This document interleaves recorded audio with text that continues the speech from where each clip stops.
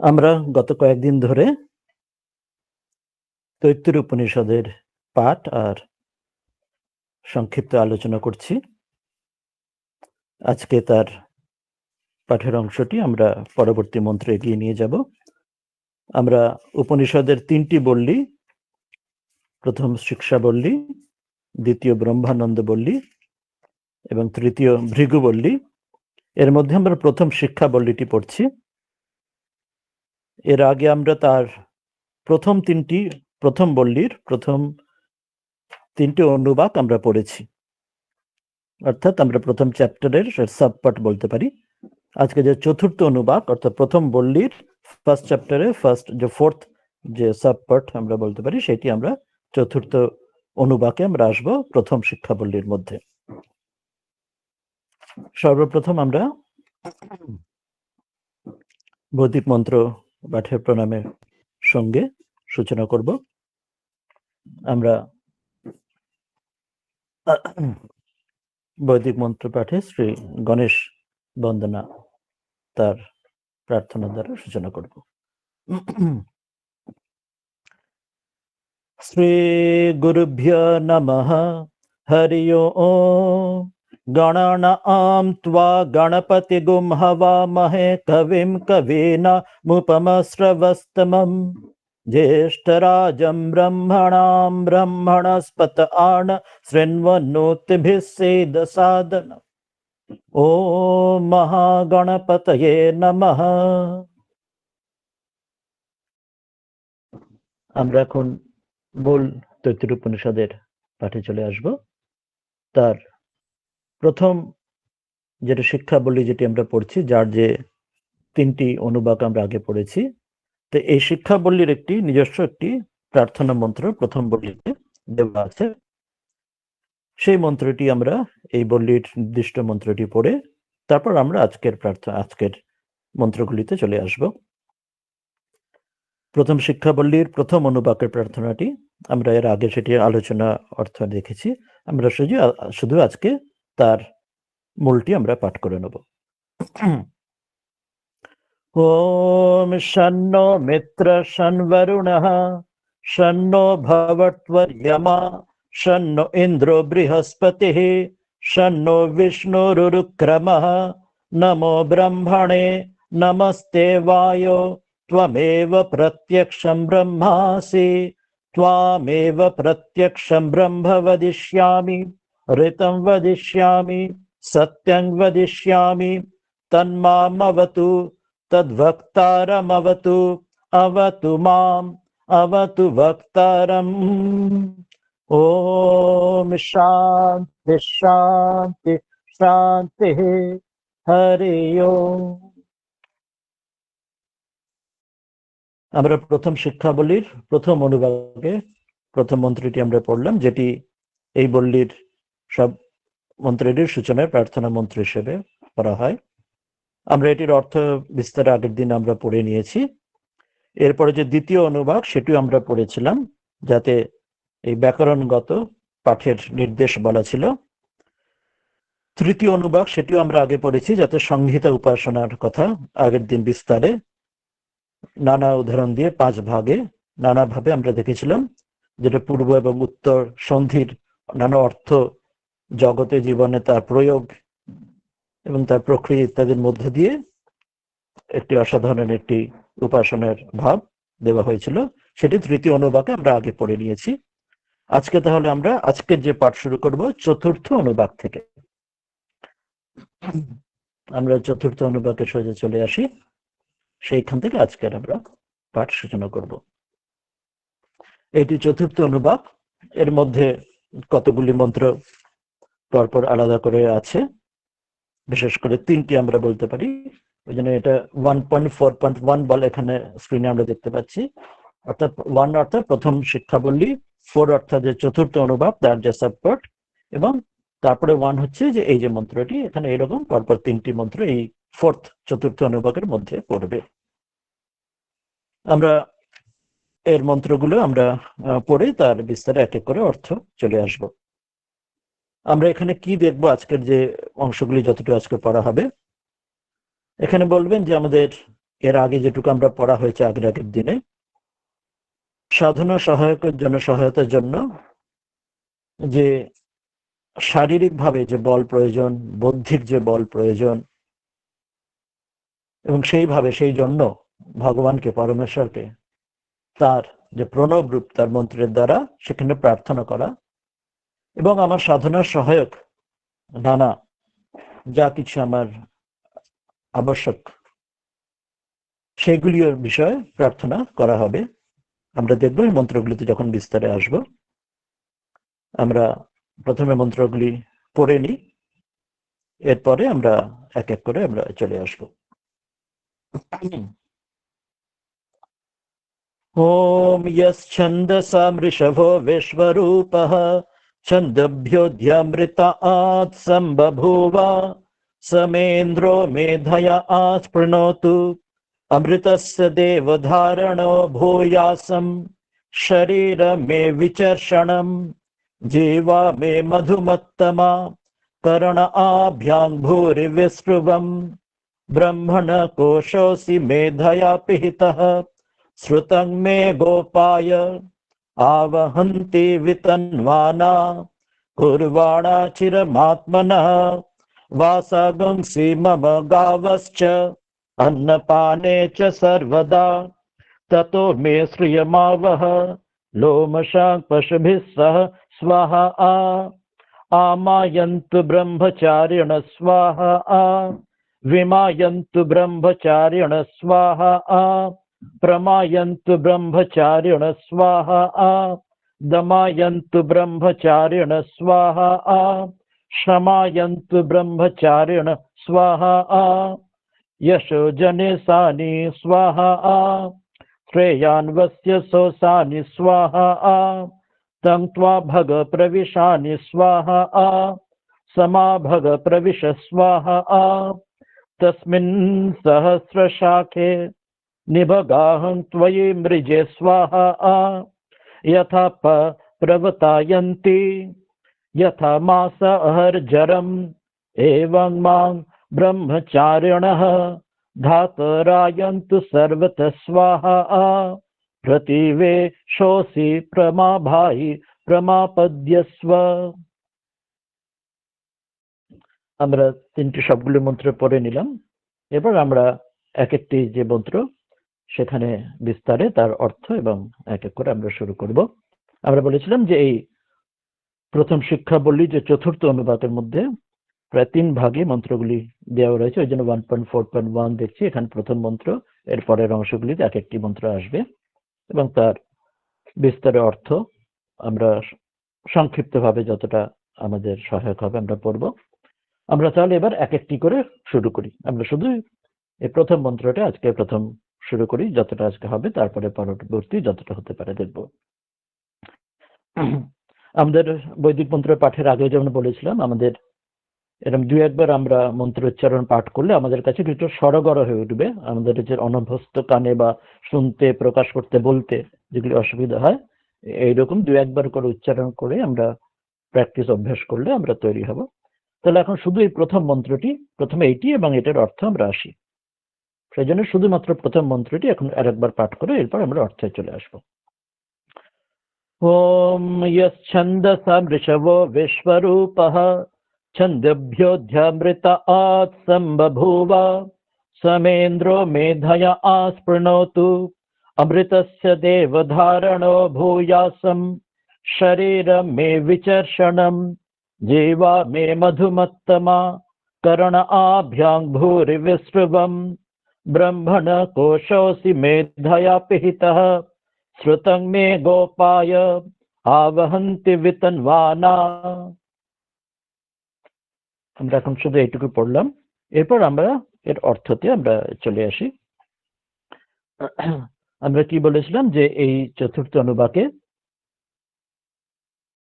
আমাদের সাধনার সহায়ক নানা যে শারীরিক বল, বৌদ্ধিক যে বলগুলি, সেই বিষয়ে ভগবানকে, পরমাত্মাকে প্রার্থনা করে তার কাছে আমার সাধনের সহায়ক যা কিছু প্রয়োজন সেই বিষয়, যে অর্থাৎ আমাকে তার জন্য আমাকে তৈরি করো, আমি যাতে যোগ্য হয়ে উঠি, সেই জন্য প্রার্থনা এখানে করা হবে।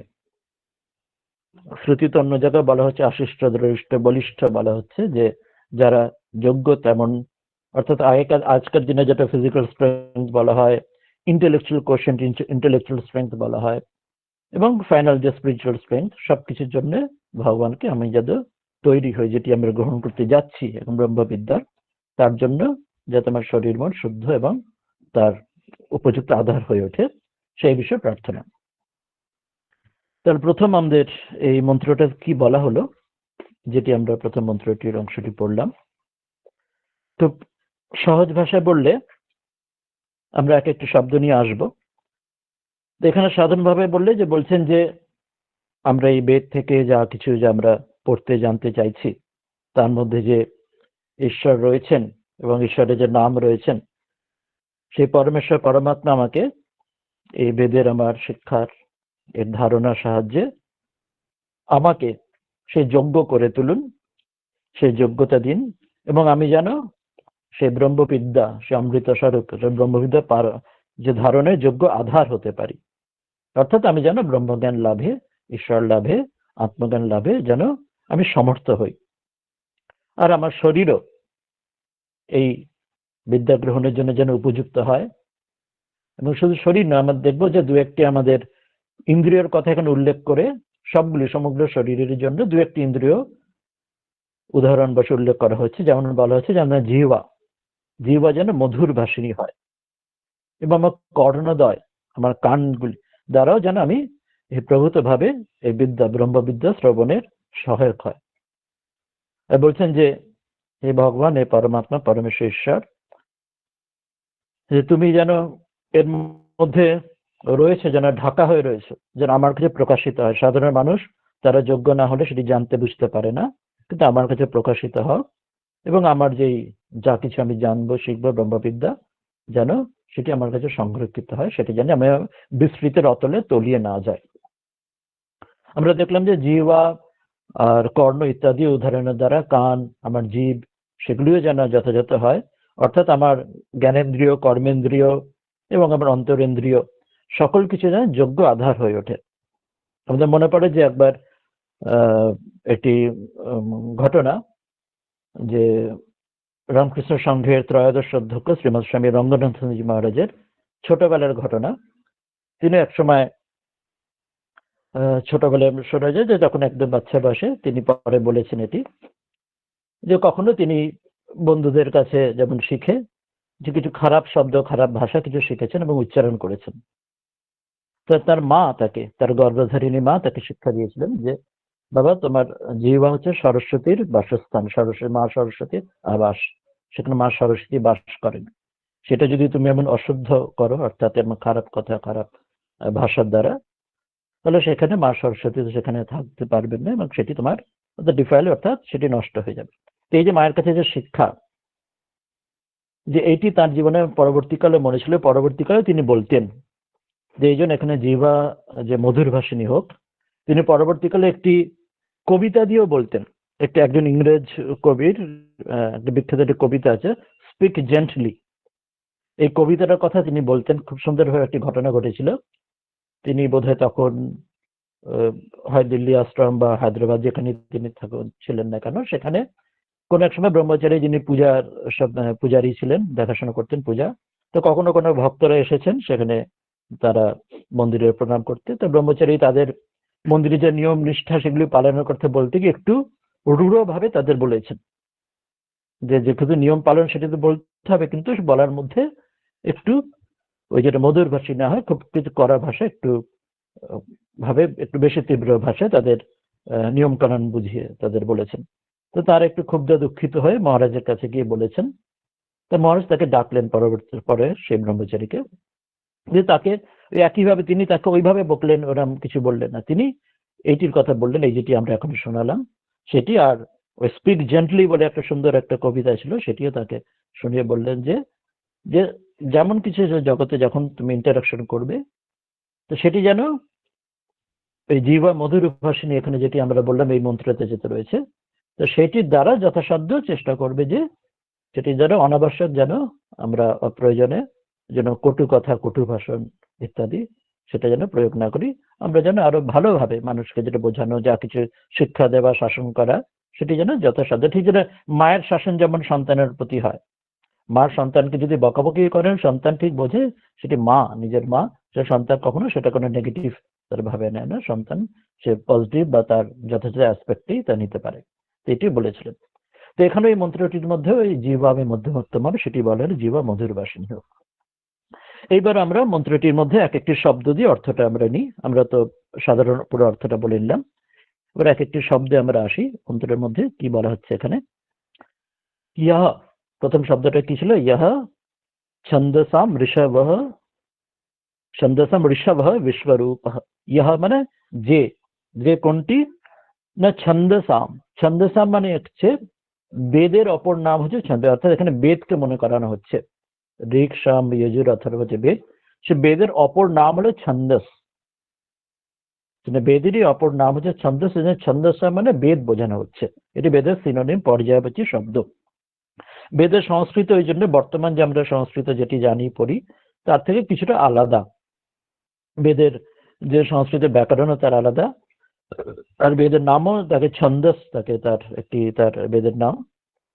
সেই জন্য ইহা ছন্দসাম, অর্থাৎ যে বেদেতে, বেদেতে কি বলা হচ্ছে? ঋষভ। ঋষভ মানে কি?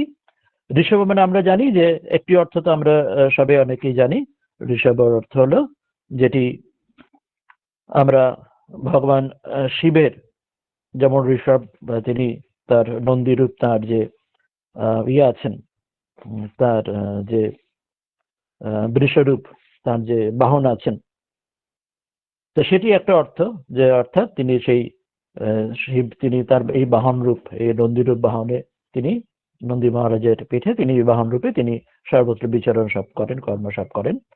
আর এখানে এই বেদের যে শ্রেষ্ঠতা, এখানে ঋষভের অপর একটি অর্থ আছে, যে বাহন, যে নন্দী বা বৃষ, সেটি চাইতে আলাদা, সেটি হচ্ছে শ্রেষ্ঠতা। ঋষভ মানে হচ্ছে শ্রেষ্ঠ, এবং শ্রেষ্ঠ মানে সর্বশ্রেষ্ঠ, এখানে সেটি অর্থ।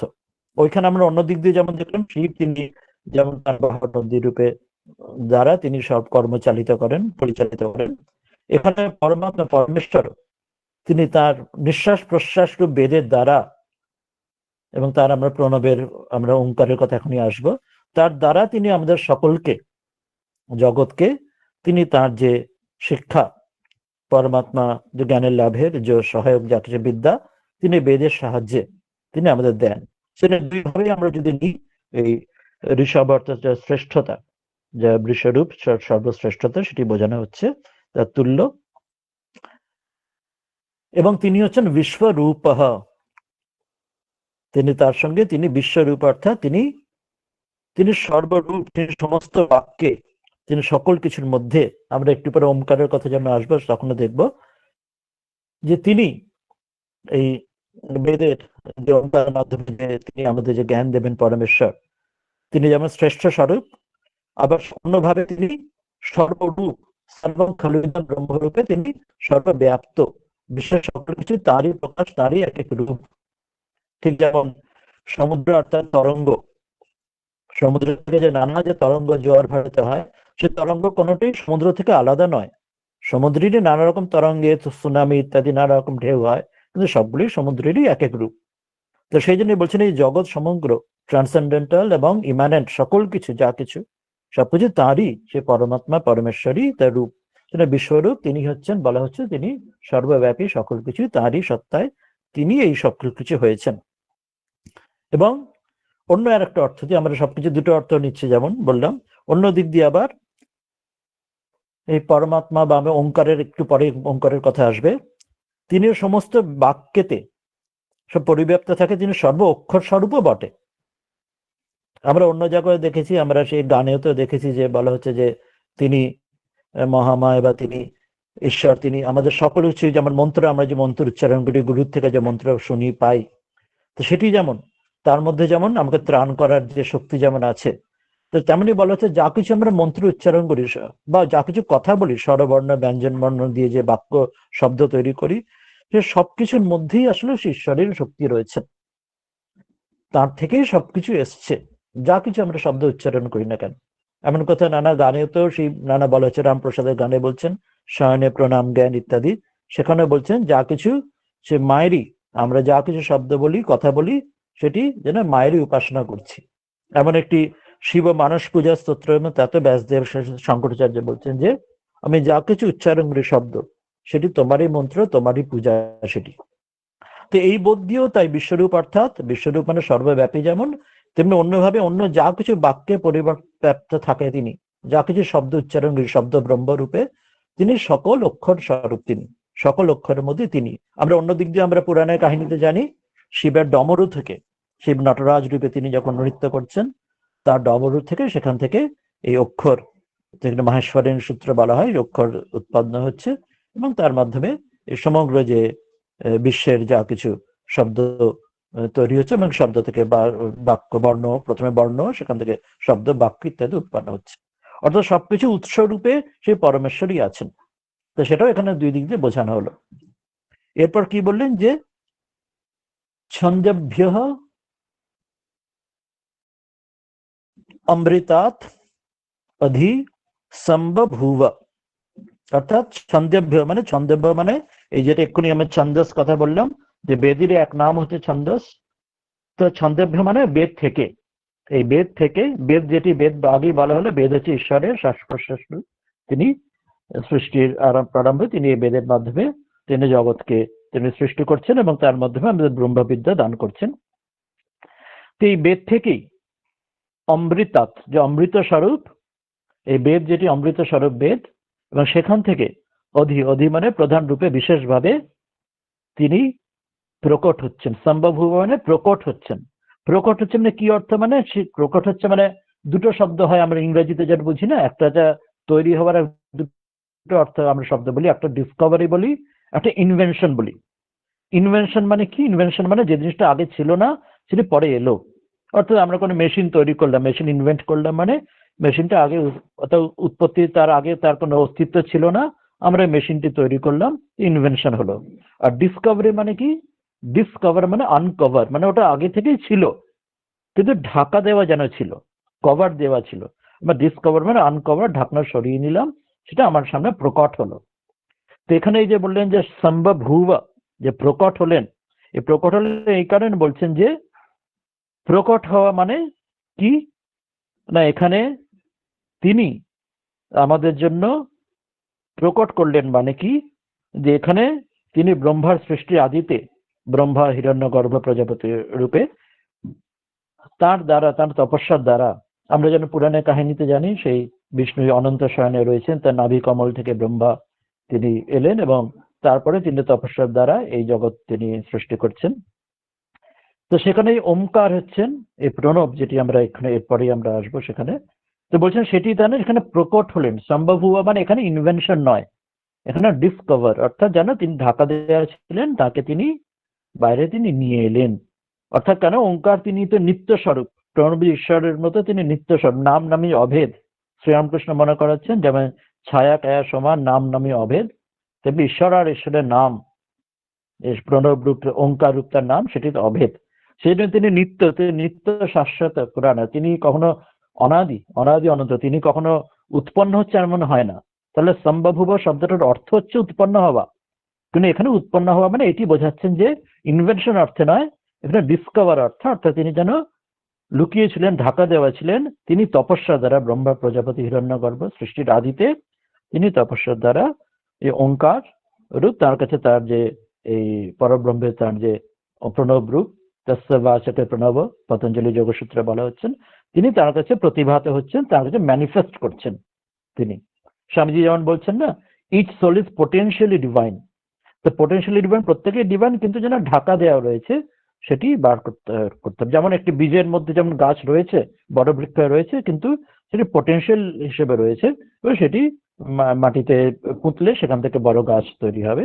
তো সেই রকম ভাবে সম্ভবভূব মানে তিনি যেন ঢাকা দেওয়া ছিলেন, তিনি যেন তার তপস্যার দ্বারা এই বেদ থেকে অমৃত স্বরূপ, তিনি বেদ থেকে তিনি প্রকট হলেন, তিনি ইনভেন্ট হলেন না, তিনি ডিসকভার, অর্থাৎ তপস্যার দ্বারা তিনি তিনি আমাদের কাছে প্রকট হলেন, আমাদের কাছে আমরা জানতে পারলাম।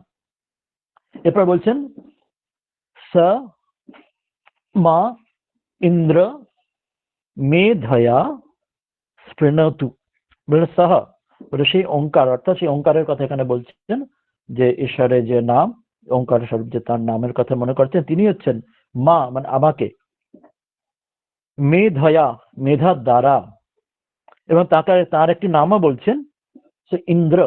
ইন্দ্র ঠিক যেমন আমরা জানি যে দেবরাজ ইন্দ্র, আমরা কাহিনীতে, পুরাণের কাহিনীতে জানি দেবতাদের রাজা ইন্দ্র। তো এখানে দেবরাজ ইন্দ্র হিসাবে এখানে ইন্দ্র বলা হচ্ছে না।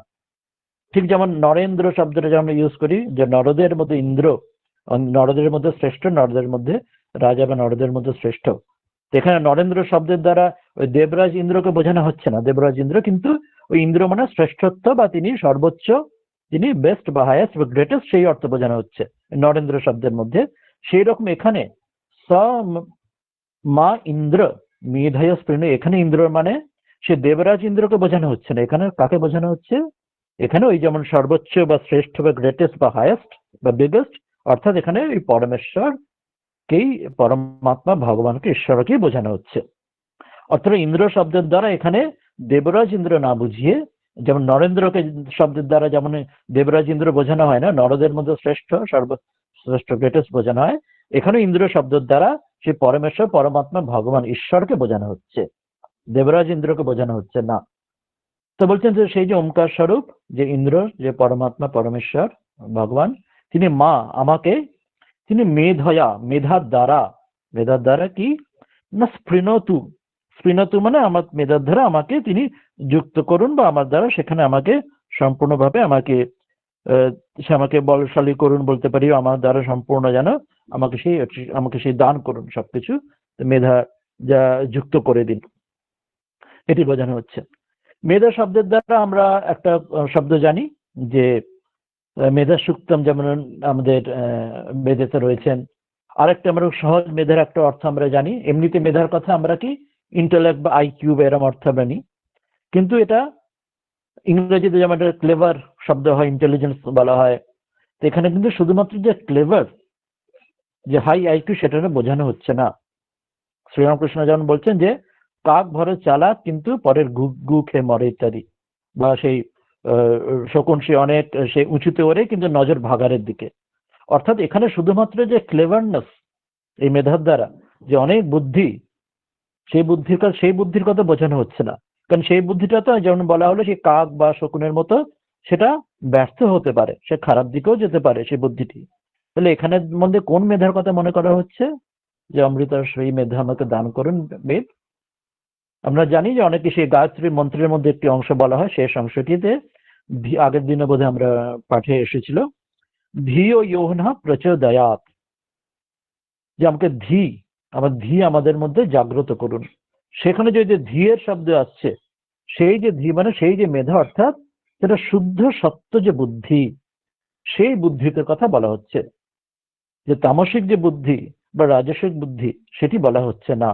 গীতা তো আমরা দেখবো, গীতার শেষের দিকে অধ্যায়ের গুলিতে সেখানে নানা বুদ্ধিবৃত্তির, যেখানে ধৃতি ইত্যাদি ভাগ করে দিচ্ছেন ভগবান শ্রীকৃষ্ণ অর্জুনকে, সাত্বিক, রাজসিক, তামসিক ইত্যাদি ভাবে।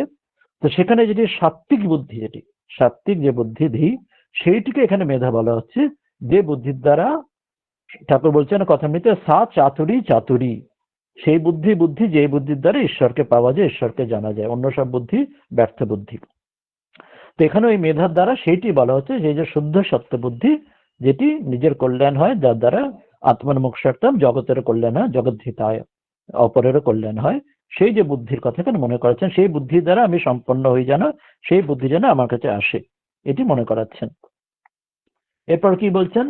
অমৃতস্য দেব ধারণ ভূয়াসম শরীরম এ বিচর্ষণ। বলছেন দেব, যে হে দেব, হে পরমাত্মা, যে তাকে প্রার্থনা করছেন, যে ঈশ্বরকে তার ওমকার, তার প্রণাম শব্দের দ্বারা বলছেন, হে দেব, আপনার প্রার্থনার দ্বারা, আপনার কৃপাতে, আপনার আশীর্বাদে, আপনার অনুগ্রহে, ওই অমৃতস্য ধারণ, এর আগে যেটা বললে যে অমৃত স্বরূপ যে বেদ থেকে তিনি এই মেধা যেন আমরা পাই, তার কৃপায় এই বিশ্বরূপ, যেগুলো আমরা পড়লাম, শ্রেষ্ঠ স্বরূপ। এখানে অমৃতস্য ধারণে বলছেন, সে অমৃতময় যে পরমাত্মা, সেই পরমাত্মাকে যেন আমি হৃদয়ে ধারণ করতে পারি। ঠাকুর মনে করেছেন হৃদয় হলো ডঙ্কা মারা জায়গা, অর্থাৎ সাধন ভজন যেমন জপ ধ্যান যেটা সহজ, ওই যে জায়গা। বীরচন্দ্রজি একবার তিনি ললাটে ধ্যান করছিলেন, কপালে। তা তার মাথা যন্ত্রণা হচ্ছে, অনেক কিছু করে চিকিৎসাতে উপশম হচ্ছে না। মায়ের কাছে পরে আসছেন, তার গুরু শ্রীমা সারদা দেবীর কাছে। মা বলছেন যে কোথায় ধ্যান করো? বলছেন কপালে। বলছেন ও কি গো, সে তো অনেক পরে বা অনেক উচ্চ স্থানের কথা, তুমি হৃদয়ে ধ্যান করবে, সেটি আমাদের আমাদের সহজ সহায়ক হবে। তো সেটি এখানে যেন মনে করছেন যে নিজের হৃদয় অমৃত ধারণ করে, যে পরমাত্মাকে, ঈশ্বরকে দেব বলে তাকে প্রার্থনা করছেন যে এই পরমাত্মাকে যেন হৃদয় যেন ধারণ করতে পারি, ইষ্টস্থান যেন হৃদয়, তাকে যেন আমি ধারণ করতে পারি।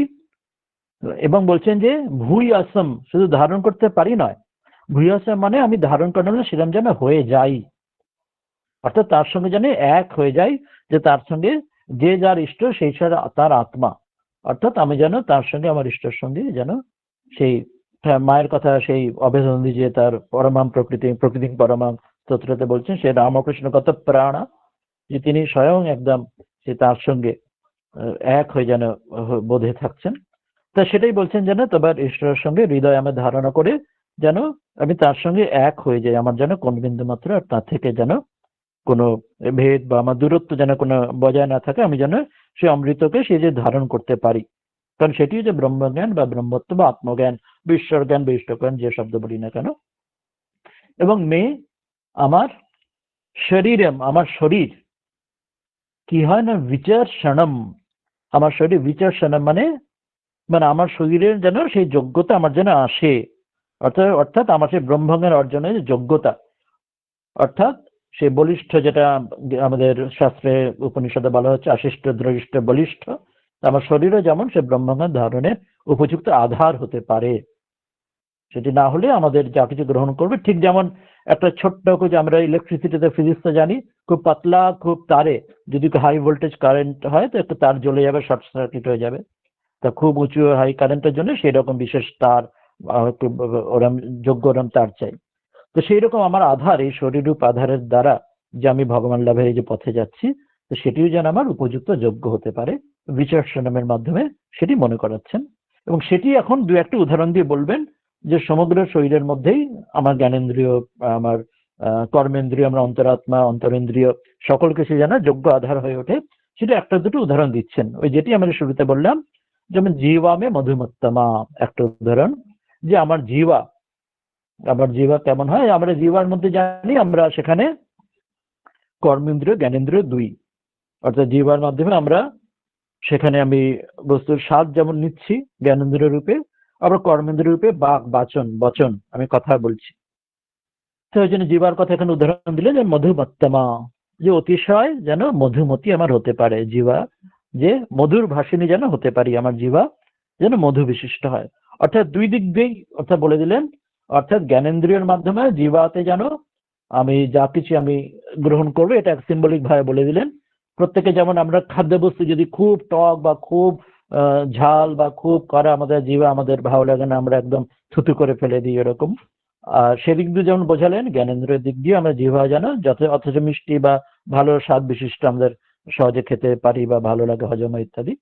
তো সেদিক দিয়েও যেন বোঝালেন যে জিহ্বা আমার যেন গ্রহণের যোগ্যতা থাকে, এবং জিহ্বাকে দিয়ে অপর সব ইন্দ্রিয় বোঝালেন। আবার কর্মেন্দ্রিয় দিয়েও জিহ্বাকে বোঝাচ্ছেন যেন মধুর ভাষিনী হই, যেটি আমি শুরুতে ওই কাহিনীটি বললাম, শ্রীমৎ স্বামী রঙ্গনাথানন্দজির কাহিনীটি, ঘটনাটি।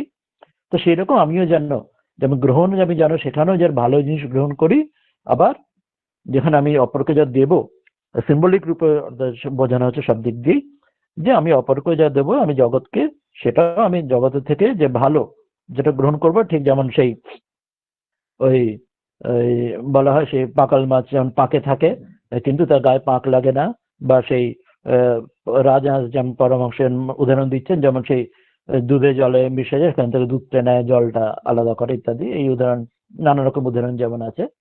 তো সেই রকম গ্রহণযোগ্যতা যেমন আমি ওই শুদ্ধ বুদ্ধি, যেটা আগে বলা হলো মেধা, যে শুদ্ধ সত্য বুদ্ধি দ্বারা গ্রহণযোগ্যতা যেমন ভালো হয়, রাজসিক তামসিক বর্জন করি। আর অপরকে দেওয়ার ক্ষেত্রে মধুর ভাষিনী মানে সেখানেও যেন আমি তমরজ থেকে যতটা দূরে সরে আমি যেন সত্যের দিকে, ওই দিকে অভিমুখী হতে পারি। দেওয়ার ক্ষেত্রে, গ্রহণের ক্ষেত্রেও তাই, আর দেবার দানের ক্ষেত্রেও তাই। তাই জীবামে মধুমত্তমা, আমি যেন মধুর ভাষিনী হই, আর আমি যেন মধুর যা কিছু গ্রহণ করি জগতে, যেন ঠিক যেমন ওই মাছি একরকম হয় আর মৌমাছি একরকম হয়। মাছি কি হয়, মাছি কখনো ফুলেও বসতে পারে, আবার কোনো ঘায়ে বিষ্ঠাতেও বসতে পারে, কিন্তু মৌমাছি মৌমাছি শুধুমাত্র ফুলে বসে মধু পান করে। অর্থাৎ জগতে ভালো মন্দ সব আছে, কিন্তু সাধারণ মাছি হাউসফ্লাই সে ভালো মন্দ সব জায়গা থেকে খারাপটাও নিচ্ছে, কিন্তু মৌমাছি যেমন সে যখন ভালোটা শুধু গ্রহণ করছে, বাটারফ্লাই বা বা যেমন প্রজাপতি ইত্যাদি। তো সেখানে বলছেন গ্রহণ ক্ষেত্রেও যেন গ্রহণযোগ্যতা আমার ওই শুদ্ধ সত্য হয়, আর আমি যখন দান জগৎকে দেব সেটা যেন মধুমত্তমা, আমি যেন মধুর ভাষিনী হই, জগৎকে না ভালো দিই, খারাপকে না দিই। তো দুই দিক দিয়ে এটি বোঝানো হলো যে এটি একটি ইন্দ্রিয়ের মধ্যে দিয়ে সব ইন্দ্রিয়গুলি বুঝিয়ে দেওয়া হলো। সেই রবীন্দ্রনাথের একটি গান আছে, সেই যেন তোমাকে কেন দিনই আমার সকলেই শূন্য করে, যে কবিতায় আছে যে তিনি গরিব, তিনি রাজা পথে চলেছেন, তিনি দাঁড়িয়ে রয়েছেন পথের ধারে যে কখন তাকে রাজা তাকে এসে ভিক্ষা দেবেন। উল্টে রাজাই তার কাছে চাইলেন যে তুমি আমাকে কি ভিক্ষা দিতে পারো। তিনি অনেক কষ্টে নিজের থেকে, রাজাই আমাকে চাইছে, অনেক কষ্টে নিজের ঝুলি থেকে একটা খাদ্যের দানা তাকে দিলেন। ঘরে ফিরে এসে দিলেন, তার ঝুড়ির মধ্যে ওই একটাই ওরম সোনার দানা রয়েছে। তখন তিনি বলছেন কেনই আমার সকল উজাড় করে তাকে দিলাম না, তাহলে আজকে সকলেই আমি সেই সোনা যেন পেয়ে যেতাম। অর্থাৎ ভাব এটি যেন আমি গ্রহণের ক্ষেত্রেও যেন আমি ভালোটি নিই, আর দেওয়ার ক্ষেত্রেও ভালোটি দিই। এইভাবে কর্ণের ক্ষেত্রে, কানের ক্ষেত্রে বললেন কর্ণাভ্যাম ভুরি বিশ্রুবম, যে আমার কানের দ্বারা, দুটি কানের দ্বারা সেখানে যেন ভুরি, মানে ভুরি মানে অধিক, অনেক অনেক, বিশ্রুবম অনেক অনেক শুনি। অনেক অনেক শুনি মানে এখানে কি, মানে অনেক শুনি মানে একই কথা, যে ওই অর্থাৎ অনেক শুনি মানে এখানে কোয়ান্টিটি অনেকের কথা বোঝানো হচ্ছে না শুধু যে সারাক্ষণ কান ঝালাপালা করে অনেক শুনতে থাকি, তা নয়। এটা মানে কি, অনেক শুনি মানে এখানে ওই হচ্ছে উত্তম কোয়ালিটি। কোয়ান্টিটিটা বোঝান, শব্দটা যদিও ভুরি মানে কোয়ান্টিটি মনে হচ্ছে, কিন্তু আসলে বোঝানো হচ্ছে যে কোয়ালিটি।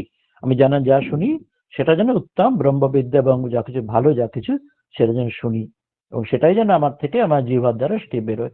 অর্থাৎ এটি এখানে বোঝানো হচ্ছে। এরপরে বলছেন ব্রহ্মণ কোশোসি মেধয়া পিহিতঃ। বলছে মেধয়া, আগে মেধার কথা এসেছিল, এখানেও মেধার শব্দ এলো। এখানে আরেকটু একটু তার একটা অ্যাসপেক্ট আসবে সেই মেধা শব্দের, দেখবো। পিহিতা, পিহিতা মানে যেন কভার করা, যে ঢাকা আছে। কিরকম না, আমরা জানি যে ধরুন তরবারি, যে তরোয়াল, সে হাতে ধরলে কি হবে, আমরা যদি তার তরবারির সাইড গুলো ধরি হাত কেটে যাবে এক্ষুনি, বা তরবারি বা ছোড়া বা ছুরি ইত্যাদি। কিন্তু সেটাই তার যে ঢাকনা হয় না কোষের মধ্যে, যদি ঢেকে রাখা হয় সেই চামড়া কোষ বা যার মধ্যে, তাহলে তরবারিটা আমি তার সাইড দিয়েও ধরতে পারি, কিন্তু সেটা আমার হাত কাটবে না, সেটা ঢাকা থাকছে যেহেতু ওই চামড়া বা অন্য কোনো কভারের মধ্যে ছোড়া বা ছুরি বা তরবারি তরোয়াল যদি রাখা থাকে, তাহলে আমার হাত সেরকম। বলছেন পিহিত মানে যেন কভার দেওয়া রয়েছে। উদাহরণ দিচ্ছেন যে ব্রহ্মণা অর্থাৎ পরমাত্মা ব্রহ্মের, তার কোষ, কোষ মানে নিধিরূপ, ওই যেটা আমরা এখনই বললাম যে তরবারি যেমন ঢাকা থাকে, সেই রকম মেধয়া মানে এখানে যে মেধয়া শব্দ বলছেন, ব্রহ্মণা কোষসি অসি মেধয়া পিহিতা, বলছেন এখানে এই ব্রহ্মণ অর্থাৎ যে পরমাত্মা যেন এই কোষের তরবারি যেমন ঢাকা থাকে ভেতরে, ওই তরবারি কভারের ভেতরে বা ছোড়া বা ছুরি কভারের মধ্যে যেমন ঢাকা রাখে, সেরকম বলছেন এই ব্রহ্ম বা এই পরমাত্মা জ্ঞান, ব্রহ্ম জ্ঞান এটি যেন এই কোষরূপ যেন মেধা মধ্যে ঢাকা আছেন। এখানে মেধার দ্বারা কি বোঝানো হচ্ছে, এখানে বোঝানো হচ্ছে কিন্তু আমরা যে যে সাধারণ যে লৌকিক যে আমাদের যে বুদ্ধি, সে লৌকিক বুদ্ধির দ্বারা যেন ঢাকা রয়েছে। অর্থাৎ তার ভেতরে অত মূল যে তরবারি বা ছোঁড়া বা ছুরি যদি বার করি, তরোয়াল কতটা শার্প সেটা, কিন্তু যখন আমরা ঢাকা থাকে ওই চামড়া বা কাঠের বা কভারের মধ্যে দিয়ে, তখন ওর শার্পনেস বোঝাই যায় না, তখন তো ভোঁতা মনে ওটা হাত দিলেও আমার হাত কাটে না, তাই না? তা উপনিষদে বলে যে ক্ষুরস্য ধারা নিষিদ্ধা দূরত্ব, সেটা ক্ষুরের মধ্যে, কিন্তু ঢাকা থাকলে সেটা কাটছি না, অর্থাৎ তার কোনো এফেক্ট বা তার জন্য কার্যকারিতা বোঝাই যাচ্ছে না। তো সেই রকম বলছেন এই ব্রহ্মজ্ঞান ব্রহ্মবিদ্যা যেন এখানে যে মেধা বলছেন, মেধা যেন লৌকিক বিদ্যার মধ্যে, যে লৌকিক মেধা লৌকিক বুদ্ধির মধ্যে, ওই ঠাকুর যেটা বললেন সেই যে কাক যেন চালাক কিন্তু পরের এই বীজটাকে মরে, বা শকুন অনেক উঁচুতে ওঠে কিন্তু নজর ভাগাড়ের দিকে, তো সেই রকম সাধারণ বুদ্ধির তার আড়ালে রয়েছে। অর্থাৎ সাধারণ বুদ্ধির মানুষ যারা, তারা ওই রজতমের মধ্যে ডুবে রয়েছে বলে তারা ব্রহ্মজ্ঞানে যেন নাগাল পাচ্ছে না। চোখের সামনে রয়েছে তারা, কিন্তু তারা তাকে চিনতে জানতে পারছে না তিনি কৃপা না করলে। সব দিক দিয়ে যেমন পরমাত্মা পরমেশ্বরে তাই, তার অনুগ্রহ ছাড়া হয় না, বা অবতার আসেন সেখানেও তাই। ঠাকুর মনে করাচ্ছেন যে সেই রামচন্দ্র যখন এলেন 10 জন ঋষি শুধু জানতো তিনি অবতার, বাকিরা জানতো না, অর্থাৎ দশরথের বেটা। আবার অন্য জায়গায় বলছেন, শঙ্করাচার্য বলছেন, সায়নাচার্য তার ভাষ্যে বলছেন যে একমাত্র ঈশ্বর পরমাত্মার অনুগ্রহেই অদ্বৈত বা ঈশ্বরের লাভের বাসনা জাগে এবং তার অনুগ্রহেই তাকে লাভ করা যায়। কঠোপনিষদে মন্ত্র আসছে যে তার কৃপাতেই তাকে পাওয়া যায়, অর্থাৎ তিনি ঢেকে রেখেছেন যে তিনি যাকে যখন জাগাবেন। ঠাকুর আর একটা উদাহরণ দিচ্ছেন, সেই যখন তিনি সেই সকলেই তোমার ইচ্ছা, যে তিনি কাউকে রাজা করছেন, যাকে ভিখারি করছেন, তিনি যখন যাকে জাগাবেন, যাকে তিনি ব্রহ্মজ্ঞান দেবেন, তিনি জানবেন। আর সেই আর একটা উদাহরণ, ভাই মজার উদাহরণ দিচ্ছেন, সেই ছেলে মাকে বলছে মা আমার হাগা পেলে জাগিয়ে দিও, মা বলছেন যে হাগাই তোমাকে জাগাবে, ইত্যাদি করে। অর্থাৎ তার মানে হচ্ছে যে ঈশ্বর যখন যাকে কৃপা করে, যাকে তার সময় যখন যতক্ষণ না হয় তখন তাকে তিনি তার লৌকিক বুদ্ধির দ্বারা তাকে ঢেকে রাখেন। তারা তখন নাস্তিক বা তাকে ঈশ্বর মানে না বা অজ্ঞবাদী বিশ্বাস করতে পারে না। তো ওই জন্য তাকে প্রার্থনা করছেন যে তুমি এরকম ঢেকে রাখো নিজেকে, লুকিয়ে রাখো, সকলে তোমরা জানতেই পারে না। সাধারণ যে বুদ্ধি, নর্মাল যেটা আইকিউ, যেটা জগতে আমরা আইকিউ বলি, তার দ্বারা তোমাকে জানাই যায় না। সেই জন্য তুমি ঢাকা রয়েছে। সেই জন্য কি শ্রুতমে গোপায়, শ্রুতমে গোপায় মানে যে তুমি আমার এই যে আমি যে উপদেশ, যে আমি গুরুর কাছে বা বেদ থেকে যে উপদেশ জ্ঞান গ্রহণ করছি, সেই উপদেশকে তুমি রক্ষা করো।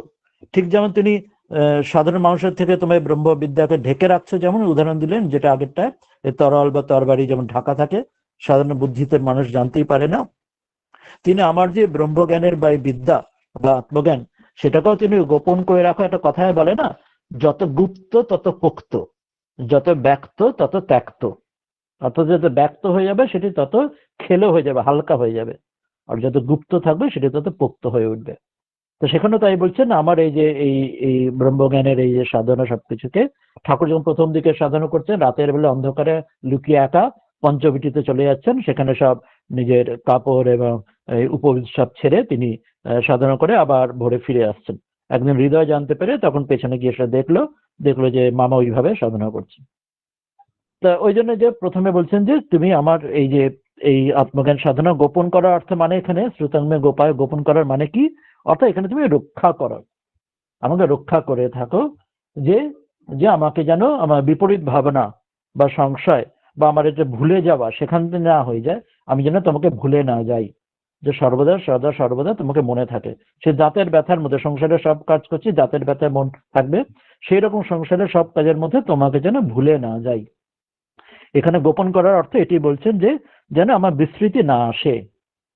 ঠাকুর যেন মনে করছেন স্মরণ মানে কি, যে স্মরণ মানে যে জগতের অনেক কিছু জেনারেল নলেজ মনে করার নয়, অর্থাৎ ঈশ্বরকে মনে রাখা, সেটাই স্মরণ। অনেক কিছু তথ্য, জগতের তথ্য মনে রাখাটা স্মরণ নয়, ঈশ্বরকে মনে রাখা, ঈশ্বরকে ভুলে না যাওয়া, সেটাই যে স্মরণ। স্মরণ মনন যখন সাধনা বলা হচ্ছে, তো সকল সময় আমি যেন মনে রাখি, আমি যেন বিস্মৃতি না হয়, আমি যেন ভুলে না যাই, যে আমাকে এটি এই সাধনা দিয়ে তোমাকে প্রার্থনা করছে না। তাহলে এটি প্রথম আমাদের এই মন্ত্রটি পড়লাম, যেটি আমরা এটার প্রথম অংশ বটে এই যে চতুর্থ অনুবাকের। আর এটি একটি ভারী সুন্দর একটি শান্তি মন্ত্র, আবার সেই এবং অন্যভাবে প্রার্থনা মন্ত্র বটে। আমরা দেখবো যে কি সুন্দর জেনারেল একটা প্রার্থনা এটি। আমরা ইংলিশ অর্থটা এখানে পড়িনি, নিচে লেখা রয়েছে যে he whose form is many fold, অর্থাৎ বিশ্বরূপ, যার অনন্ত, যিনি গীতা বিভূতি যোগে যেমন বলা হচ্ছে অনন্ত রূপে তুমি রয়েছে আমার সামনে। He who is pre-eminent among the sacred hymns of the Vedas, বেদের সকলের মধ্যে যে প্রণব রূপে, অঙ্কার রূপে তিনি যাবার মূল রূপে সকলের মধ্যে ব্যপ্ত রয়েছে। and he who has sprung up from the sacred hymns which are immortal, বেদের যে অমৃত স্বরূপ, যে তুমি অনাদি অনন্ত, যে নিত্য শাশ্বত, যে তার মধ্যে যে তুমি রয়েছে এর মধ্যে, সেই যে ওমকার রূপ পরমেশ্বর, যাকে ইন্দ্র শ্রেষ্ঠ বলা হচ্ছে, may fill me with intellectual vigour. Intellectual মানে সেই মেধার দ্বারা। কোন মেধা আমরা বললাম? সে শুদ্ধ সত্য বুদ্ধি, গায়ত্রী মন্ত্রের যে প্রার্থনা ধিয় যোহনা প্রচোদয়াৎ, সেই মেধার দ্বারা আমাদের যেন সেই মেধা দিন, যে তমরজ দূর করে তোমাকে চিনতে জানতে পারি, তোমাকে পেতে পারি। ও লর্ড, হে ভগবান প্রার্থনা করছেন, may I become the possessor of immortal revelations, আমি যেন তো সেই ধারণ করতে পারি, আমার যেন বুদ্ধি তোমাকে ধারণ করে, আমার যেন সেই আধার, আমার যোগ্যতা যেন আমার সম্পাদন করো, যেন তোমাকে আমি পেতে জানতে ধরে রাখতে পারি, নাহলে তোমাকে ভুলে না যাই।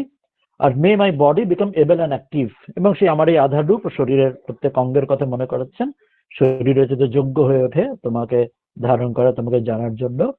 এবং এক একটি উদাহরণ দিলেন যে আমার স্পিচ সুইট হয়, অ্যাগ্রিয়েবল টু দ্য আটমোস্ট, আমার জিহ্বা মধুমত্তমা মধুর ভাষিনী, গ্রহণযোগ্যতা আর বাক যোগ্যতা মানীয় হয়, এমন ভালো হয়। আর may I listen abundantly with my ears, আমার কানের দ্বারাও আমি যেন ভালো কথা ভালো কিছু জানতে শুনতে পারি। তো এটার মধ্যে দিয়ে সব ইন্দ্রিয়গুলিকে বুঝিয়ে দেওয়া হলো। দশ আট দ্য শীত অফ ব্রহ্মণ, যে ব্রহ্মর যে তুমি যেমন ঢেকে রয়েছে কোষের মধ্যে যেমন তরবারি ঢেকে থাকে, may you preserve may learning, এই যা কিছু আমি শিখছি জানছি এটি একটা অসাধারণ সুন্দর প্রার্থনা। আমরা যে কোনো সময় আমরা এই যেমন ব্রহ্মবিদ্যা এখন অধ্যয়ন করছি, তার মধ্যে আমরা অন্যান্য এমন উপনিষদ ইত্যাদিতে আমরা এই প্রার্থনাটি দিনের মধ্যে আমরা এই ভাবটি আমরা উচ্চারণ করতে পারি, বা ভাবটি মনে মনে ভগবানকে, নিজ ইষ্টকে, গুরুকে প্রার্থনা করতে পারি যে আমাকে যেন এই ভুলে না যায় যে এই যেগুলি বলা হলো, আমাকে যেন আমার উপযুক্ত যোগ্য আধার করে তোলো, এই প্রার্থনার মধ্যে দিয়ে এটি বোঝানো হলো। তাহলে এটির মধ্যে দিয়ে আমরা এই চতুর্থ অনুবাকের প্রথম মন্ত্রটি আমরা পড়লাম। এরপরে পরের মন্ত্রগুলি তো বোধহয় দেরি হবে, আজকে তো আর অল্প সময় রয়েছে। কেউ যদি কোনো প্রশ্ন আলোচনা করতে চান, আর মিনিট 10 আছে, তাহলে আমরা আজ পরের মন্ত্রে না গিয়ে আমরা প্রশ্ন আলোচনায় চলে আসব। আচ্ছা স্বামীজি, হ্যাঁ বলুন। হ্যাঁ, আপনি বলেছেন না যে বুদ্ধির বিকাশ করতে হবে, ব্রহ্মজ্ঞানের আধার হতে হবে। তা স্বামীজি কি কোনো জায়গায় বলেছেন যে অপরকে হেয় করবে না, নিজেকে জাহির করবে না? এটা এই বলেছেন, ইভেন আর কি বলেছেন যে গৃহী মানুষদের এই মানে খুব চকচকে জামা টামা পরে বেরোনো উচিত না, এরকম কি কিছু বলেছেন স্বামীজি? একদম স্পেসিফিক এরকম কোনো কথা তো মনে পড়ছে না, একদম চকচকে জামা জাতীয় কোনো কথা তো ডাইরেক্ট আমার মনে পড়ছে না, আমার মনে পড়ছে না এই মুহূর্তে। আপনাদের কারো যদি মনে থাকে বলতে পারেন। টিপিক্যালি এরকম কোনো কোটেশন এই মুহূর্তে মনে পড়ছে না স্বামীজির। আচ্ছা আচ্ছা, আমি এরকম শুনলাম যে স্বামীজি বলেছেন যে কাউকে হেয় করবে না, এই সব। ওটা তো ঠিকই আছে, হ্যাঁ ওটা তো ঠিকই, অবশ্যই যে কাউকে ছোট করতে দিয়ে ওগুলো তো ভাব ঠিকই আছে অবশ্যই। সেটা তো একটা জেনারেল একটা আমাদের যে কোটেসি সৌজন্যবোধ যদি ভাবি জগতের যে কোনো মানুষের, সেটা তো একটা স্বাভাবিক থাকবেই প্রত্যেকের ক্ষেত্রে। সেটা আধ্যাত্মিক পথে নিবৃত্তি মোক্ষ মুক্তির জন্য বটে, এছাড়া সামাজিকতার দিক দিয়েও প্রবৃত্তি মার্গ যথাযথভাবে আমরা তো একটা কালচার মেনটেন সবসময় করা দরকার। আমরা কখনোই অপরকে আমরা ছোট করতে পারি না বা উচিত না। সর্বং খলিদম ব্রহ্ম, সেটাও এখানে বলা হচ্ছে, ভগবানই সকলের মধ্যে রয়েছে, সেটা অবশ্যই। জামা কাপড়ের বিষয়ে যদি মনে পড়ছে না, আপনি একটা জায়গায় বললেন যে জীবকে কন্ট্রোল করতে হবে, হ্যাঁ জীবকে কন্ট্রোল করা উচিত, কিন্তু ঠাকুর তো বলেছেন যে যদি গুরু নিন্দা কোথাও হয় তাহলে সেখানে তুমি জবাব দেবে। এক্স্যাক্টলি, এটা ভারী সুন্দর প্রশ্ন। তা এটি মনে রাখতে হবে আবার কনটেক্সটের ব্যাপারে। তা শ্রীরামকৃষ্ণ দুই জায়গায় দুজনকে দুরকম বলেছে, আমাদের মনে আছে যে যোগানন্দজিকে বলছেন যে যোগানন্দজি একবার ওই গুরু নিন্দা শুনে তিনি চুপচাপ চলে এলেন, তো ঠাকুর তাকে বকলেন ওই যে কথা আপনি বললেন যে গুরু নিন্দাকারী কে ওইরকম করতে নেই। আর তাদের দুটো শাস্ত্রে বলা হয়, হয় সেই স্থান ত্যাগ করবে অথবা তাকে যথাযথ শিক্ষা দেবে।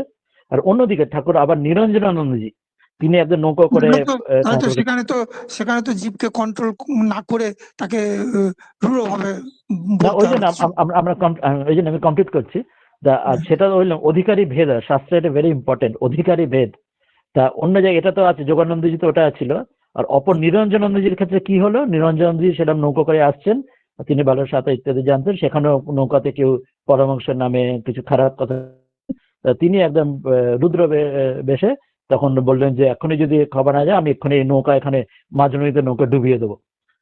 তখন সবাই তার কাছে ক্ষমা টমা চেয়ে তিনি এসে তখন বললেন, ঠাকুর উল্টে তখন তাই করলেন, ঠাকুর উল্টে তাকে বকলেন যে তুই এমন কি করতে যাচ্ছিলি, সেই মাঝে যারা অন্যরা কি দোষ করেছিল, অন্য যারা ছিল নৌকায়, যে তুই তাদের নৌকা ডুবিয়ে কি ক্ষতিটা করতে যাচ্ছিলিস।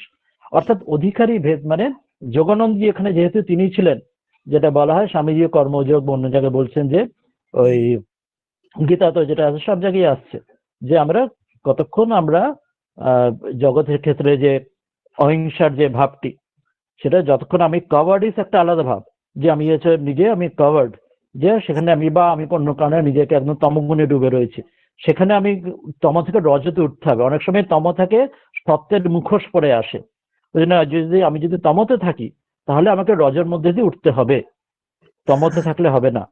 তম থেকে ডাইরেক্ট সত্য ডবল প্রমোশন হয় না, রজের মধ্যে দিয়ে যেতে হবে। ওই জন্য আচ্ছা। যোগানন্দজিকে উল্টে বকলেন যে হ্যাঁ, তোকে সেটাই তো বলছি যে প্রতিবাদ করতে হতো। সবসময় তার মানে কন্ট্রোল করা উচিত নয়। হ্যাঁ, ওই জন্য আমার হ্যাঁ। স্টেট অফ অ্যাকশনটা কোন জায়গায়, আমি যদি তমতে থাকি, তম থেকে হুম। আমাকে রজের মধ্যে দিয়ে তবে সত্যে যেতে হবে। ডাবল প্রমোশন হয় না এখানে, এই স্পিরিচুয়াল লাইফে রজের মধ্যে দিয়ে উঠতে হবে। সেই জন্যই স্বামীজি এত কর্ম ইত্যাদি দেখলেন, ভারতটি পুরো ভারতবর্ষের তমতে ডুবে রয়েছে, তো ওই জন্য এত কর্ম, এত কিছুর কথা তিনি মনে করালেন, এইসব কিছু। আর নিরঞ্জনজি অলরেডি তিনি রজর প্রাবল্য রয়েছে, তো তাকে সত্য দেওয়া দরকার এখন। ওই জন্য তাকে উল্টে বকলেন, তোর রজর এটা প্রাবল্য, তুই এত ক্ষতি করতে চাইছিস কেন, তোকে ক্ষমা দৃষ্টিতে দেখা উচিত ছিল। ওই জন্য যে স্তরে আছে অধিকারী ভেদ হয়, এটি ইম্পর্টেন্ট, এটি মনে রাখতে হবে, এই পার্থক্যটা। আপনি এই আরেকটা বললেন না যে আমরা যেন কোয়ালিটি শব্দ শুনি, তা হ্যাঁ আমি হ্যাঁ হ্যাঁ, স্বামীজিকে কিন্তু প্রচুর অপ্রিয় কথা শুনতে হয়েছে, এবং স্বামীজি কিছু অবশ্যই কিছু জায়গায় উত্তরও তো দিয়েছেন। অবশ্যই অবশ্যই হ্যাঁ, অবশ্যই। সেটাই। ওই জন্য এটা তো আমরা আশা থাকবে যে আমরা কোয়ালিটি শুনবো, কিন্তু জগৎ তো আমার কথা মতো সবসময় চলবে না। হ্যাঁ। জগৎ তো নানা রকম ভাবে আর না শোনাবে, আমার মানে চোখ তো বন্ধ করা যায়, কান তো আর বন্ধ করা যায় না। তো যেটা কানে সবকিছু আসবে, ভালো মন্দ সবকিছু যেমনই আসবে। তো এখানে একটা যেটা বেছে না, যেমন সাধারণ কথা বলে না, এক সাধারণ কথা যেটা আছে, এক কান দিয়ে শুনে অন্য কান দিয়ে বার করে দেওয়া। তো মানে হচ্ছে, অর্থাৎ আমি বেছে নিই, মানে ছেটে নিই যে আমি কোনটি আমি গ্রহণ করব, কোনটাতে এফেক্টেড হব, আর কোনটাতে আমি সেটাকে আমি পারটার্বড হব না, সেখানে ডিস্টার্ব হব না, আর কোনটাতে আমি রেসপন্ড করব। একটাতে হয় ইনঅ্যাকশন, একটা হয় অ্যাকশন, একটা হয় রেসপন্স। ইনঅ্যাকশনটা হয় কোথেকে, তম থেকে।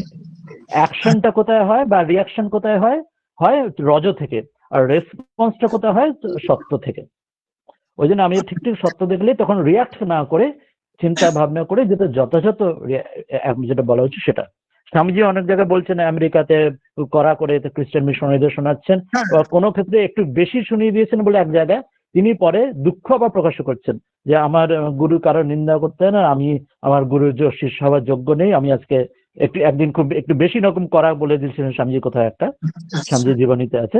সেদিনকে আবার দুঃখ প্রকাশ করছেন যে আমি আমার গুরু শিষ্য হওয়ার যোগ্যই নই, আমি আমার গুরু কারোর ভাব নষ্ট করতেন না, আমি এরকম করলাম। মানে একটা একটু বেশি মাত্রাতিরিক্ত হয়তো বকাবকি করেছিলেন স্বামীজি কোথাও একটা। তা সেখানে তো ব্যালেন্সটি আমাদের করা দরকার সব ক্ষেত্রে। ওই ভুরি মানে স্বামীজি নাকি কোয়ালিটি। ওই ব্রিজের বেলায় বলেছেন যে অপরকে হেয় করবে না, এটা হচ্ছে আমি জানি না ঠিক কোথায়। হ্যাঁ, এটা তো ঠিকই আছে, ভাবটা তো ঠিকই আছে। এটা তো কোথায় একদম শব্দ তো আমার মনে নেই, কিন্তু ভাবটা তো ঠিকই আছে।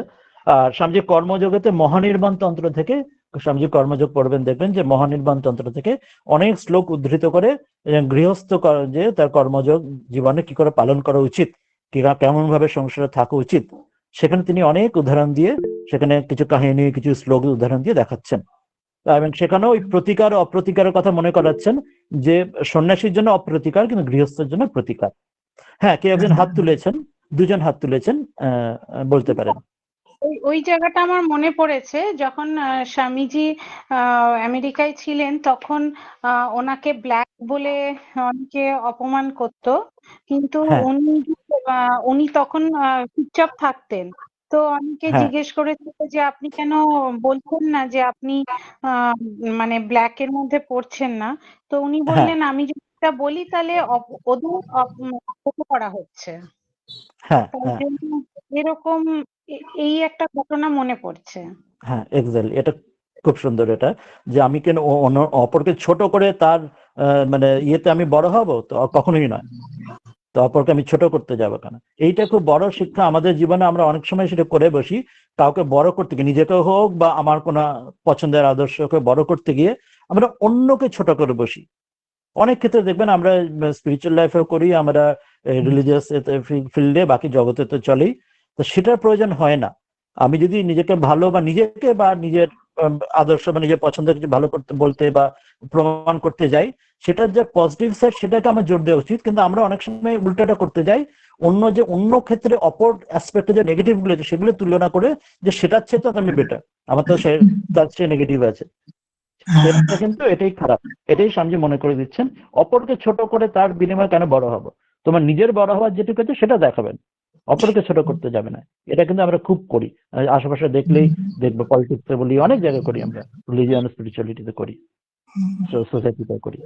মহারাজ হ্যাঁ ওইটা আরেকবার বলবেন, রিপিট করবেন? ওই যে আপনি যে সত্য রজতম যেটা বললেন, যে রিয়াকশন আর ওই জায়গাটা যে হ্যাঁ ওটা বললেন। বলবো। হ্যাঁ বলছি, আর আরেকজনে কেউ হাত তুলেছিলেন, অতসী মিত্র জি, আপনি একবার কিছু প্রশ্ন ছিল, করে নিন, হ্যাঁ তারপরে আমি বলছি। হ্যাঁ, হ্যাঁ প্রণাম বলুন। মহারাজজি। এই যে প্রণাম, বলুন। এখানটায় বলছিলেন যে শরীরম মে বিচর্ষণম, বিচর্ষণম কথাটার মানেটা আর একবার যদি একটুখানি রিপিট করে দেন। শরীরমে বিচর্ষণম। হ্যাঁ, বিচর্ষণের বিচর্ষণম। মানে হচ্ছে যে যে আমার যেন যোগ্য, আমার অধিকারী, অর্থাৎ আমার আধার যেন যোগ্য হয়ে ওঠে, মানে সব দিক দিয়ে এটা আমার যেন যোগ্যতা লাভ হয়। এবার সেটা আমি ফিজিক্যাল স্ট্রেংথ, আমরা যদি সাইকোলজির দিকে দেখি না, আজকের দিনের শব্দে যদি ব্যবহার করি, আইকিউর কথা বলি, ইন্টেলিজেন্ট কোশেন্ট। আপনার যেমন ফিজিক্যাল কোশেন্ট পিকিউ বলা হয়, ইমোশনাল কোশেন্ট বলা হয় ইকিউ, কখনো সোশ্যাল কোশেন্ট, কখনো স্পিরিচুয়াল কোশেন্ট, এসব বলা হয়, বা এইসব মাপদণ্ড সোশ্যাল সায়েন্স বা সাইকোলজিতে ব্যবহার হয়। অর্থাৎ সেই যে যোগ্যতাটা বা বিচক্ষণতা, আমার যেটা ব্রহ্মজ্ঞানের সামর্থ্য অর্জনের যোগ্যতা, সেটা থাকুক। তো বিচর্ষণ শব্দ মানে সেটি বোঝানো হচ্ছে। এবার সেটার মধ্যে নানা গ্রেডেশন থাকবে। আমরা জাগতিক ক্ষেত্রে আমরা শুধুমাত্র বিচর্ষণ অর্থাৎ আমরা শুধু ফিজিক্যাল স্ট্রেংথ আমরা ভাবতে পারি, কিন্তু এখানে ওইরকম সব রকম যোগ্যতা দেখাচ্ছেন। তো বিচর্ষণ মানে আমি সব, মানে এখানে এই শ্রেষ্ঠ বলা হচ্ছে না, আমাদের উপনিষদে আসছে না আশিষ্ট, দ্রঢ়িষ্ঠ, বলিষ্ঠ, এখানে এইটা বলা হচ্ছে না যে আমি ফিজিক্যালি খুব স্ট্রেংথ হবে, আমার ফিজিক্যাল খুব বল হবে, সেটা বোঝানো হচ্ছে না। বোঝানো এটা হচ্ছে যে আমি যে পথে আমি ক্ষুরস্র ধারা নিশ্চিত দূরত্ব, যে পথে আমি এগোচ্ছি, সেই পথে যাওয়ার মতো যা আমার যা যোগ্যতা, সেটি আমার হওয়া দরকার। সেইটা দিয়ে এখানে বোঝানো হচ্ছে, মানে সেই জ্ঞান লাভের আমার যোগ্যতা আসুক। সেটা ফিজিক্যালি, সেটা নট নেসেসারি আমাকে একজন খুব ওই বিশাল ফিজিক্যালি হিউজ স্ট্রেংথ ওরম হতে হবে, সেটা নয়, কিন্তু যথাযথ যেটি জায়গাতে আমি এটিকে ধারণ করে বজায় রাখতে হবে। স্বামীজি মনে করেছেন যে অধিকাংশ লোক যারা এই স্পিরিচুয়াল লাইফ যারা নিয়ে বসে, তার মধ্যে একটা বেশ কিছু লোক হয় লুনাটিক হয় বা পাগল হয়ে পারে আলটিমেটলি, অর্থাৎ তারা যোগ্যতা হয়, কেউ হয়তো হিপোক্রিট হয় বা তার নিজেকে বা অপরকে ঠকাচ্ছে, আর দু চারজন লোকই শুধু ঠিক ঠিক আধার হয়ে সেই পথে পৌঁছতে পারে। গীতা তো উপনিষদে তাই আছে, আশ্চর্য বক্তা কুশল লব্ধা, যে দু চারজনই সে ওই জায়গায় পৌঁছতে পারে, কারণ তাদের এই আধারটা তৈরি নেই, মানে শরীর বা সব দিক দিয়ে। তো এই ঠিক আমার উদাহরণ যেটা দিলাম, সে এই খুব লুনাটিক হাই বলতে ভোল্টেজ কি কারেন্ট বোঝাচ্ছেন একটা মহারাজ? পাতলা তারের মধ্যে নিতে পারে, পাতলা তার জ্বলে শর্ট সার্কিট হয়ে যাবে, সেই রকম যেরকম। হ্যাঁ বলুন, কি মহারাজ, বলছিলেন? এই লুনাটিক কথাটা যেটা বললেন না, ওটাকে একটু হ্যাঁ এক্সপ্লেন করুন তো। হ্যাঁ, লুনাটিক। স্বামীজি এক জায়গায় বলছেন না, স্বামীজি বোধহয় শরৎচন্দ্র চক্রবর্তী সম্ভবত বলছেন, স্বামী সংবাদে বা অন্য কোথাও থাকতে পারে, যে অনেকেই যারা আধ্যাত্মিক এই পথে যায়, অনেকে লুনাটিক বা তাদের নিজেকে মানে খামখেয়ালিপনা, সেটা পাগলামি সেটা শুরু করে, যথাযথ সে এই পথের ঠিক ঠিক যেটা ওই যে শুদ্ধ মেন্টাল সত্য যে বুদ্ধি, ডিসব্যালেন্স হয়ে সেটা যায়। আসে না। হ্যাঁ, হ্যাঁ, ডিসব্যালেন্স মেন্টাল হয়ে কি যায়। ডিসব্যালেন্স নাকি? হ্যাঁ, ডিসব্যালেন্স হয়ে যায়। আর অনেকে ওরম হিপোক্রিট হয়ে যায়, নিজেকে বা অপরকে ঠকায়, জগৎকে। দু চারজনই শুধু সেই যোগ্যতা হয়ে পড়ে। আচ্ছা আচ্ছা। হ্যাঁ, ওই রেসপন্স ওটা বলবে। আরেকজনে কেউ হাত তুলেছিলেন, বোধহয় সুকন্যা মিত্র, কেউ, হ্যাঁ হ্যাঁ আরেকজন হাত তুলেছিলেন, বলুন। হ্যাঁ হ্যাঁ হ্যাঁ বলুন। মহারাজজি, আমি হাত তুলেছি। বলছি হ্যাঁ বলুন। মহারাজজি, আধার কথাটার মানেটা কি আর অধিকারীর কথাটার মানেটা কি? হ্যাঁ, অধিকারী আমরা এই শাস্ত্রের শুরুতে আমরা পড়েছিলাম, অধিকারী, যে অনুবন্ধ চতুষ্টয় যে প্রথম দিনে পড়েছিলাম, অন্যান্য গীতা ইত্যাদি ক্লাস আমরা পড়েছি। যে কোনো শাস্ত্র পড়তে গেলে, মানে যে কোনো শাস্ত্র, মানে এই শাস্ত্র পড়ি বা আমি হয়তো ফিজিক্স কেমিস্ট্রি পড়ছি বা আমি ডাক্তারি কি ইঞ্জিনিয়ারিং পড়ছি, তার জন্য চারটে কোয়ালিফিকেশন দরকার বা চারটে কন্ডিশন দরকার। সেটা বলা হয় বিষয়, প্রয়োজন, সম্বন্ধ, অধিকারী। আমরা সাধারণত ইংরেজিতে অধিকার শব্দ বুঝি, আমরা রাইট বুঝি, এটা আমার অধিকার, এটা আমাকে পেতে হবে, আমাকে দিতে হবে, এরকম রাইট বুঝি। কিন্তু অধিকারের আর একটা অর্থ হচ্ছে এলিজিবিলিটি, যোগ্যতা, যে তুমি কতটা যোগ্য, কতটা এলিজিবল। তো ওখানে ওই অনুবন্ধ চতুষ্টয় বলা হচ্ছে যে কোনো শাস্ত্র, এই আপনি গীতা উপনিষদ পড়ুন বা ডাক্তার ইঞ্জিনিয়ারিং পড়ুন, তার জন্য বিষয়টা সম্বন্ধে প্রথমে একটা বেসিক ধারণা থাকবে, তবে তো ইচ্ছে হবে সেটা বাকি তো সাবজেক্টটা পড়লে ডিটেলস জানবে, কিন্তু একটা বেসিক তো একটা সাধারণ একটা বেসিক আইডিয়া তো থাকবেই, তবে সেই ফিল্ডে যাবেন, ডাক্তার ইঞ্জিনিয়ারিং বলুন তাতে। আর সেটা প্রয়োজন বা সম্বন্ধ থাকবে, সেটা জেনে আপনার লাভ কি হবে। ডাক্তারি দিয়ে আপনি লোকের সেবা করতে চান কি টাকা রোজগার করতে চান, সেখানে এখানে ব্রহ্মবিদ্যা যেমন যে আপনি ব্রহ্মলাভ করতে চাইছেন। আর সম্বন্ধে যেটা পড়ছেন, আপনি ডাক্তারি পড়তে গিয়ে আপনি যে কেমিস্ট্রির বই, আপনি যদি ইঞ্জিনিয়ারিং বই খুলে বসলেন, কোনো লাভ হবে না। আপনার মেডিকেল, আপনার ডেভিডসন হ্যারিসন খুলতে হবে ইত্যাদি। তো সেটা সম্বন্ধে চাই। আর অধিকারী হচ্ছে আপনি যদি গিয়ে মেডিকেল কলেজে ঢুকে সিটে বসে পড়েন না হলে, অ্যানাটমি হলে, যে আমি ডাক্তারি শিখবো, তাতে তো হবে না। আপনাকে ওই নিট পাস করতে হবে, তাতে চান্স পেতে হবে, যে মেডিকেল কলেজে চান্স পাবেন সেখানে ভর্তি হবে। অর্থাৎ আপনাকে যোগ্যতা প্রমাণ করতে হবে। আপনি এমন বললে হবে না যে আমার ইচ্ছা আছে আমি পড়বো, বা আমার বাবা ডাক্তার আমার ইচ্ছা আছে পড়বো, বললে হবে না, কোয়ালিফাই করতে হবে তবে। তো সেই রকম হচ্ছে যে অধিকারী মানে হচ্ছে যে তবে যোগ্যতার বিষয়টা শুধুমাত্র রাইট নয়, এটা একটা। আর একটা আধার বললেন, আধারের হচ্ছে মানে হচ্ছে যে যে কিছু করার জন্য ওই যখন অধিকার যখন তৈরি হবে, একটা আধার তৈরি হবে, যা বেস তৈরি হবে। ঠিক যেন আমি অন্যদিকে যদি ভাবি, মানে জাগতিক দিকে, আমি একটা বাটির মধ্যে কিছু জিনিস রাখবো বা নেবো, সে যে বাটির মধ্যে তেল রাখবো কি জল রাখবো, যেরকম সাইজ রাখবো। আমি ছোট একটুখানি হাতে করে নিতে চাইছি, এক আঁচলা জল হাতে নিলাম। আমি যে আর যদি আমাকে 5 লিটার জল নিতে হবে, তো হাতে করে তো নিয়ে আনতে পারো না, 5 লিটার বড় ওই জলের ইয়ে লাগবে, জারিকেন লাগবে। তো সেই রকম আমি যেরকম জিনিস চাইছি তার যোগ্যতা আমাকে নিজেকে তৈরি করতে হবে, বা নিজেকে ইনস্ট্রুমেন্ট তৈরি করতে হবে। সে আগে ইনস্ট্রুমেন্ট চাই বা নিজেকে তার তৈরি করতে হবে। ব্রহ্মবিদ্যা লাভের জন্য সেরকম নিজেকে যোগ্য আধার তৈরি করতে হবে, যাতে ব্রহ্মবিদ্যা যেটা নিলাম, যেটা আমি বললাম ওই ফিজিক্সে যেমন ক্যাপাসিটেন্স বলা হয়, পাতলা তারেতে হাই ভোল্টেজ ইলেকট্রিসিটি এলে সেটা তার জ্বলে শর্ট সার্কিট হবে, ওটা ইলেকট্রিসিটি পাসই করবে না, মানে কাজেই লাগবে না। সেই রকম তা আধার মানে হচ্ছে সেই রকম নিজেকে ওই যোগ্যতা সম্পন্ন তৈরি করা, এটি আধারের অর্থ। হ্যাঁ, এবার ওটা আসবে। আরেকজন কেউ হাত তুলেছিলেন বোধহয়, রঞ্জিনী বর্ণ কেউ। হ্যাঁ, রঞ্জিনী বলছি। হ্যাঁ হ্যাঁ হ্যাঁ, বলো। এই প্রসঙ্গে অ্যানসেস্ট্রাল হাউসে জিতানন্দানন্দজির কথা হয়ে গেল। উনি আমাদের ধ্যানে বলতেন যে মন তৈরি হতে হবে, যে কোনো জিনিস আমাকে বুঝতে হলে আগে মন তৈরি করা প্রয়োজন।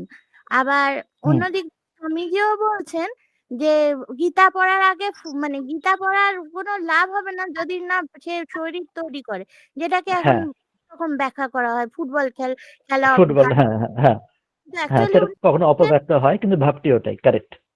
হ্যাঁ, এইটা উনি বললেন মন তৈরি হওয়া এবং সেরকম যোগ্যতা অর্জনটাই, মানে আমার মনে হয় এক্ষেত্রে বোধহয় মানে ওনাদের বাণী আর এই যে আজকে যে আলোচনা সেই একই কথার একদম অনুবর্ণ। একদম কারেক্ট কারেক্ট। তাহলে এইগুলো প্রশ্ন উত্তর হলো। আর একটি প্রশ্ন রয়ে গিয়েছিল, যেটা একদিন বললেন যে ওই রেসপন্স রিয়াকশনের ওইটি ব্যাখ্যাটা ওই গীতাতে যেখানে আছে, যেটা আমরা বললাম যে এই শুদ্ধ সত্য বুদ্ধির কথা বলা হচ্ছে ধী মানে মেধার মাধ্যমে। তো সেখানে গীতাতে ধৃতি বুদ্ধির কথা, সাত্বিক রাজসিক তামসিক এগুলি দিয়ে উদাহরণ দেওয়া হচ্ছে বিস্তারে, গীতাতে সেটি আছে গীতার শেষের দিকে। তো সেখানে কোনো সিচুয়েশনে, জগতে নানা সিচুয়েশন ফেস করি, বাড়িতে বাইরে কাজের জায়গায় সব জায়গায়, তো তাতে নানাভাবে আমরা সেই সিচুয়েশনে আমরা অ্যাকশন নিতে পারি। কোনোটা ইনঅ্যাকশন হতে পারে, কোনোটা রিয়াকশন হতে পারে, কোনো রেসপন্স হতে পারে। এবার প্রথমে নির্ভর করছে সেটা কি সিচুয়েশন, স্থান কাল পাত্র ভেদে হবে, এটা ইন্ডিভিজুয়ালাইজ ওটা করতে হবে, এটা জেনারেলাইজ করা যায় না। কিন্তু একটা ভাব ভেবে নিতে পারি যে খুব তমর মধ্যে থাকলে তো সেটা ইনঅ্যাকশন হতে পারে কখনো, অর্থাৎ সেটাতে এত ডাল বা এত যে আমি সেখানে কোনো যে কিংকর্তব্য বিমূঢ় হলাম, বা সেখানে আমি কিছু ভাবে আমি কোনোভাবে আমি করার জায়গাতেই রইলাম না। যেমন হয় না, সে খুব কোনো তীব্র কোনো ইমোশনের ক্ষেত্রে মানুষ যেমন বাক্যহারা হয়ে যায়, সেখানে কথাবার্তা মুখ খুলতে পারে না, কথা বলতে পারে না।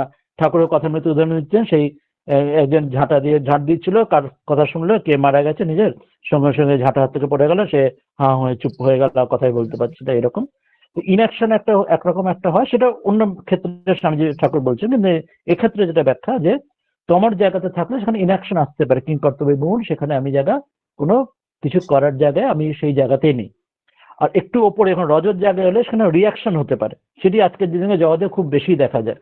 পলিটিক্স বলুন, সোশ্যাল মিডিয়া হোক, কেউ একটা হলে সঙ্গে সঙ্গে অগ্রপশ্চাৎ না ভেবে মানুষজন, সে একজন মানুষ বা অনেক মানুষ, তার যেমন যা তার বিরুদ্ধে বা যেমন যা তার প্রতিক্রিয়া দেখায়, যেটাকে বাংলায় প্রতিক্রিয়া শব্দ বলে, ক্রিয়া তার প্রতিক্রিয়া করে তোলে, তার গভীরে তার তলিয়ে ভাবে না, বা সেটা দুদণ্ড ভাবে না। সঙ্গে সঙ্গে হোয়াটসঅ্যাপ সোশ্যাল মিডিয়া তো হাত দিলে সঙ্গে সঙ্গে রেসপন্স লিখে দেওয়া যায়। তো এটা হচ্ছে রিয়াকশন, এটা রজ থেকে আসছে। আর সর্বোচ্চ যেটা সেটি হচ্ছে সত্যগুণ থেকে রেসপন্স। রেসপন্সটা কি হবে, রেসপন্ড করা মানে তখন আমি ভেবে চিন্তে যথাযথভাবে কি করণীয় কি না করণীয়, কিভাবে বলা বা কি না বলা, কি করা না করা বিচার বিবেচনা করে সব দিক ভেবে, যেটা বলা হয় না, ভাবিয়া করিও কাজ, করিয়া ভাবিও না। তো এইটা ঠিক ঠিক রেসপন্স যেটা আসবে, সত্যগুণ যদি আসে তো বিচার বিবেচনা করে করতে পারে। ভাবিয়া করিও কাজ, ভেবে চিন্তে সেই কাজটি রেসপন্স করবে, যা করি না বলার বা করার, এমন ঠিকঠাক করবে বলে করিয়া ভাবিও না। করার ফলে সে এখন পাশ্চাত্তাপ বা দুশ্চিন্তা বা চিন্তা তার আসবে না, যথাযথ সে যা করণীয় করবে। তো এটি আমরা সাধারণভাবে এটি 3 রকম ভাগ করে নেওয়া যায়, 3 রকম: ইনঅ্যাকশন, রিঅ্যাকশন আর রেসপন্স।